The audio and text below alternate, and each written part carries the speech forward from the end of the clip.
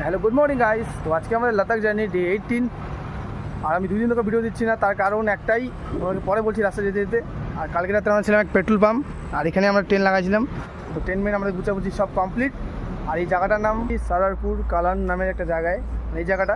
আর আমরা এখন যাচ্ছি চণ্ডীগড়ের দিকে। আর 2 দিন পরেই আমরা পাহাড়ে ওঠা শুরু করব।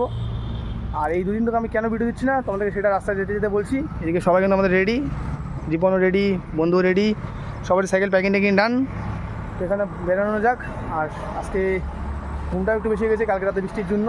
তখন বাজে 7:30, আমরা দিই রওনা। চলো, রাস্তায় কথা হচ্ছে। তো গাইস, আমি যে 2 দিন ধরে ভিডিও দিচ্ছি না তার কারণ এইটাই যে আমরা ডে 16-এ দিল্লি ঢুকে যাই সকাল সকাল প্রায় 8টা।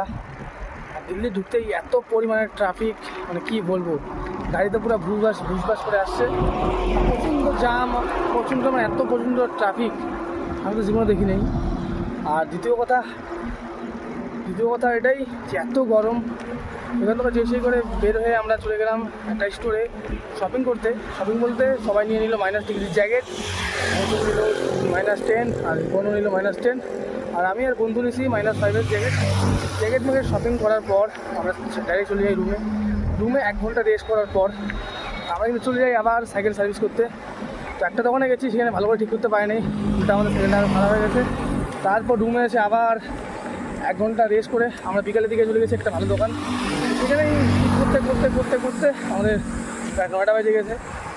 তার কারণে আমাদের দিল্লিতে ঠিকমতো ইন্ডিয়া গেটও ঘুরে হয়নি। কারণ কি, আমাদের রুম থেকে ইন্ডিয়া গেট ছিল মাত্র 6 কিলোমিটার। আমরা যদি টোটো ধরতাম 20 টাকা করে আমরা ইন্ডিয়া গেট যেতে পারতাম, কিন্তু আর কিছুটা যাওয়া হয় নাই। কারণ কি, আমরা এত পরিমাণে ক্লান্ত হয়ে গেছি দিল্লিতে, তার কারণে। আর দ্বিতীয় দিন ডে 17-এ আমরা ভাবছি সকাল সকাল বাড়াবো। সকালে উঠছি ঘুম থেকে প্রায় 8-9টার দিকে। ঘুম থেকে ওঠার পর সাইকেল প্যাক করলাম, প্যাক করে সাইকেলটা রেখে দিলাম। যখনই আমরা বাড়াবো দেখি সাইকেল লিক। আবার প্যাকিং করলাম, নিজের লিক বানালাম হোটেলে লিক টিক বানার পর আমি আবার প্যাকিংটা করলাম। করার পর দেখি মানে হোটেলকে খালি বাড়াবো, আবার প্যাকিং খুলো, লিক বানাইলাম। দেখি লিকটা কিছুতেই হচ্ছে না, কারণ কি টুর অনেকটা ফেটে গেছিলো। তারপরে সব প্যাকিং নিয়ে রাখি আমরা 2 কিলোমিটার হাইটে গেছি। তখন লিক টিক সারার পর আমরা বেরিয়েছি দিল্লি থেকে 2টা আড়াই দিকে বেরিয়েছি। তো এই ছিল এই 2 দিনের হিস্টোরি। আর আজকে আমরা যাচ্ছি এখন তো বেশি সময় হচ্ছে না, প্রায় আমাদের 20 কিলোমিটার রাইড করা হয়ে গেছে।